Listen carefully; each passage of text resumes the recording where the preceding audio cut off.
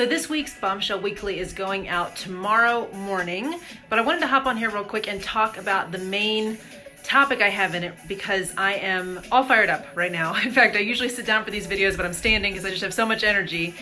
What I chat about in this email is the idea of not abandoning yourself. How many of you guys have heard of the concept of self-abandonment? The idea is that this is when you have that moment, that instant when you recognize that you could either make something in your life that you want, that you're called to, that's a dream, that's a desire that you know is pure, you know is holy, you know is righteous, and it's something that you could in that moment make a non-negotiable, but you back down.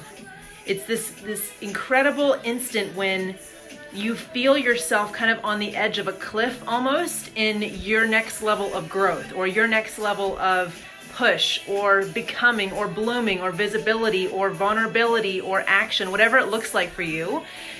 And you can say yes. And I'm guaranteeing that there are forces and there are people who are all around you who are going to encourage you to say no and push you to say no, celebrate you when you say no, when you back down, when you settle into whatever's already comfortable for you, whatever's already normal, when you let what you want to have happen be negotiated and it becomes off the table again.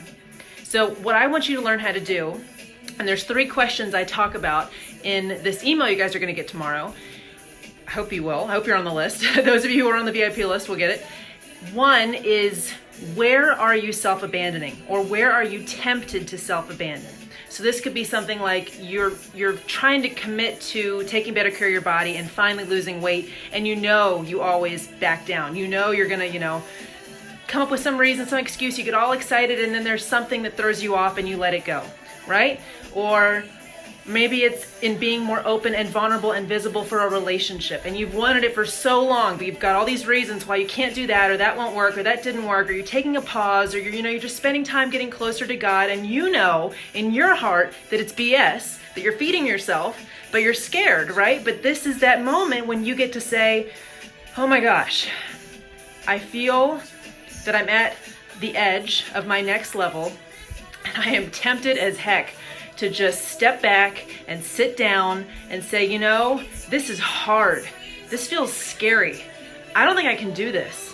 I don't know what it's going to take. I don't know what it's going to look like if it actually works. What if I don't like it? What if I can't handle it? What if I want to kind of be like, give it back, But when you're at that edge, there's 2 different levels of peace, right? And we're still in the first question here. I'll get to the others. There's 2 different levels of peace. There's the peace of comfort, of complacency, of ease, of norm. And I think that we so frequently confuse that with like God peace, right? What I find is that God peace is deeper. It's that more guttural stomach instinct feeling of like, I know that either everything is going to be okay, or that I'm meant to do this, or that this is the time, or I'm supposed to speak up, or whatever it is, right? And a great example I have of this is when I was in college, halfway through college, my mom almost died. And she had a B12 deficiency, if you guys have heard of that. But the way it manifested in her is she lost the ability to feel most of her body. So she couldn't walk, she couldn't eat, her tongue was numb, she could barely speak, she couldn't bathe herself or write or drive or use knives, all this kind of stuff. So I took that summer and was her full-time caretaker. And the doctors at Hopkins we were seeing said she has about 6 months to live. So you'll want to go ahead and arrange your affairs, and my dad was kind of freaking out. Obviously, my brother is 8 years younger. He really didn't even know what was going on, but we were all having difficulty processing this emotionally, and my mom, of course, as well as the one who was possibly dying.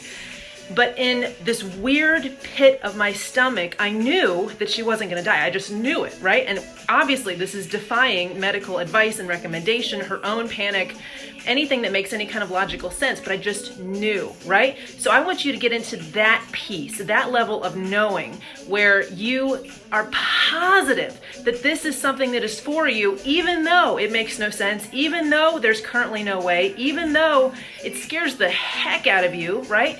That's the piece I want you to be in, because that's where the God fuel is. That's where he's trying to get you to grow into this woman that he has for you. If it feels simple, if it feels straightforward, if it feels like just 1 or 2 little tiny steps forward, it's probably complacency, right? It's probably a little too easy. And I'm not saying there are seasons where we rest and we kind of just plateau and give ourselves a breather before we go at it again. But when you know you're being pushed, in your body care, in your relationships, and getting a business off the ground, whatever it is, you feel this I think I'm about to let myself down. And it feels so much more comfortable to let myself down. And I don't want to, but I'm really good at it, right? I'm really good at letting myself down. And I think, it's just not the right time. I don't have the money. The kids are still so young. My husband thinks I'm crazy. My girlfriends aren't doing anything like this. Whatever it is, right? If God has given you that gut feeling underneath all of the logic, you've got to obey that, okay? Now here's the second question I want you to ask yourselves. And I need to switch arms because I'm getting tired. Second question is, what are your normal go-to ways of self-abandoning? Right? So I just gave you a couple of examples there, but these are the excuses that we use, right? So I've used all of them, right? I'm a pro at all of the excuses, but there's usually one or two that are our defaults or that have been our defaults in our current season. So maybe you're the chick who always says, oh, I'd love to, but I don't have the money. Or, oh my gosh, that would be so fun, that'd be so fulfilling, but my packed schedule, I just don't have the time, I don't know how I would fit that in. Or maybe you're saying, I just have so much on my plate already, I don't have the energy, I'm exhausted, I'm not even getting enough sleep, which should be the first thing that you do, by the way, before you step into anything else, is make getting sleep a non-negotiable. Or maybe it's because you have children, or because you're married, or because you're not married, or because, you're unsure of your job right now, or because your job is really stable right now. What is your go-to excuse for self-abandoning? Right? What's your go-to kind of crutch, the way that you let yourself off the hook? And like I said before, there will be people who encourage you to let yourself off the hook. You will have the mental scripts ready to allow yourself to let yourself off the hook. And they'll even celebrate you when you do for taking that off your plate because it's just too much on you right now. And if that's what God is telling you, then fantastic. You take a break, you take a breather, you take it off your plate and you focus on something different. But if you've got that sickening, just sinking feeling in your stomach that I know I'm supposed to start moving toward this right now. And maybe I don't go at Mach 1, but I'm supposed to start doing something at a higher level of decision and intensity and commitment that I have before. And I'm about to let myself out of the game again. What is your go-to excuse for doing that? Okay? And here's the final question I want you to ask yourself. When are you going to stop? Right? Because I'll tell you what I see. I've been this woman, but I'm still relatively young, right? But I look forward into women in their 40s, their 50s, their 60s, their 70s, their 80s. I talk with women who are nurses, who have been in hospice care, who hear all of people's life regrets. And what tends to happen is that if we have a dominant pattern in our life where we give up on ourselves, we say no to the dream, we come up with a reason why this is more important than this true longing, or I just don't have the time for body care, or I just don't have whatever, that loop very rarely breaks.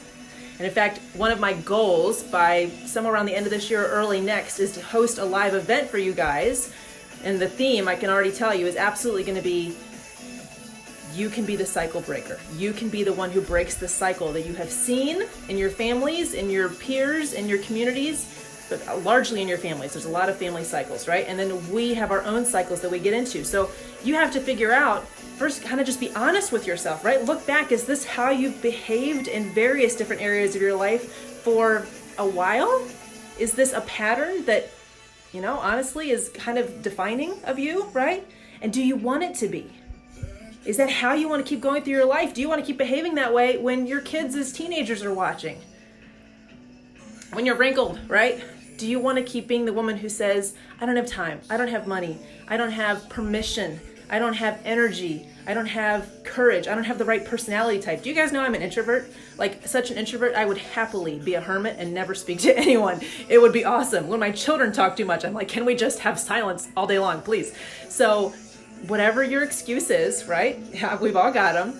But when do you want to say, I've had it? I've had it. And I've had a couple of I've had it moments this year where I've realized, I think I'm going to go to a new level. If instead of having my pout fest and deciding to just back down into the normal after the emotions fade, using the intense emotions as a bit of a sign that this is enough for me at this level and it's time to move to whatever God's calling me to next. It's time to say, I'm not going to get up late anymore unless I'm truly physically exhausted. I'm not going to tell myself that I don't really need to work out. I'll take a walk later. I'm not going to tell myself that whatever situation we're in is okay. Like, it's time to end it. It's time to move forward. So I want you guys, if you can, if you're ready, because I know that when someone's not ready, you cannot push them with a bulldozer, right? I am very well aware that you have to have this internal motivation to do this yourself. To say, I've had enough. I'm breaking my own cycle. I'm making what has so far been a negotiable, a non-negotiable, which doesn't mean I'll be perfect, right? I'm trying to work out almost every day. There are days I'm so freaking sore and tired. I don't, but it's way more than I used to because I made it a non-negotiable, expecting my own imperfections, which are inevitable. So when is it going to be that moment where you say, I want to commit to the life I know God is calling me to at a higher level than I ever have? And I'm not going to beat myself up, and I'm not going to use it as an excuse when I don't get it perfect to stop. I'm going to keep pushing, but I know I'm going to be at a higher level than I've ever been before because I was aiming higher, right? Self-abandonment feels delicious in the moment because you feel like you let yourself out of something that scares you. But after that denouement of those emotions, there's this feeling that you gave up on the life that you so deeply want again. And I want you to stop that cycle. I want you to not have that feeling, okay? So I would love to hear from you guys. You can reply to the email that you'll get tomorrow with this little blurb. And I'm trying to figure out how to best encourage you. I love doing these videos, but I think I may also start doing little, almost not meditations, but beautiful recordings of those little brief encouragement blurbs on these different topics. So we'll see what it turns into. But I'd love to hear from you guys either in this comments, if you're bold, or if you want to email us privately. Where are you self-abandoning, or where have you self-abandoned in the past and you're about to stop? Where are you tempted to self-abandon and you don't want to? And you're on that precipice of, do I become the next person? I was actually just kind of thinking with God, if you guys know what I mean, praying as I was doing my makeup and thinking, I feel like I'm at a new level of intensity, and I would expect myself to feel like I'm going to burn out at this level of intensity. And I'm not stupid. I do rest and I take breaks, don't worry. But I'm not burning out. And I was kind of just thinking over with God, like, I feel like I could burn out at this level, God. I should probably how do I tap back into that girl who was soft and who did like all of the journaling all day long and then like a couple hours of actual action steps and then back to, resting and relaxing. And what I felt drop into my spirit was, you're not that girl anymore. You're at a different level of impact and influence and accomplishment, and you're moving on a higher plane now. Don't try to drop back to her. You still can, but don't think that, this is like an intense level of activity and effort and you're going to burn out. This is actually just a new level of norm, and you're going to be able to totally handle it. And it's because I've made certain things non-negotiable, right? Non-negotiable, and no one's going to do it for us. That's something I'd love for you guys to hear is don't expect, I'm happy to encourage you here, but this video will end and you'll have to make your own decisions. My husband doesn't encourage me to make things non-negotiable. My children sure as heck have no idea what's happening. My parents would love for me sometimes to ratchet back and, just be a little more normal. Do you have to talk about that stuff on the internet, sweetheart, right? So no one's going to do it for you. But no one else has to live with that sick, sinking sensation, for an alliteration, in your stomach that you were supposed to step into more and you let yourself off the hook, okay?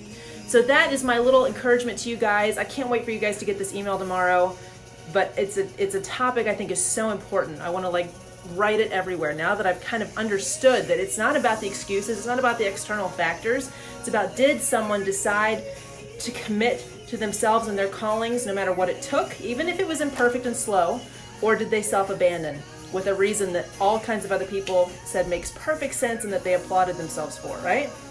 It's hard. It's a hard decision. It's a hard commitment to continue. But oh my gosh, it's so much harder to live a life that just keeps going on the same loop of cycles that we never break and then look back and be like, crap, did I really do that well? So, I love you guys. You can do this. You have what it takes. Think through those questions, okay? Where are you self-abandoning, or where are you tempted to? What are your go-to excuses? And when do you plan to stop? Okay? So much love to you. Have a beautiful weekend.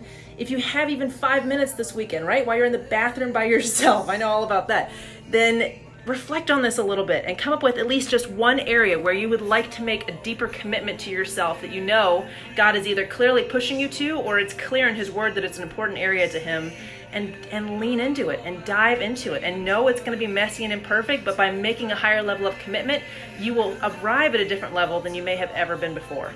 Okay? So much love to you, ladies. Have a beautiful Friday and weekend. Watch out for that email tomorrow, and I will talk to you soon. Bye-bye.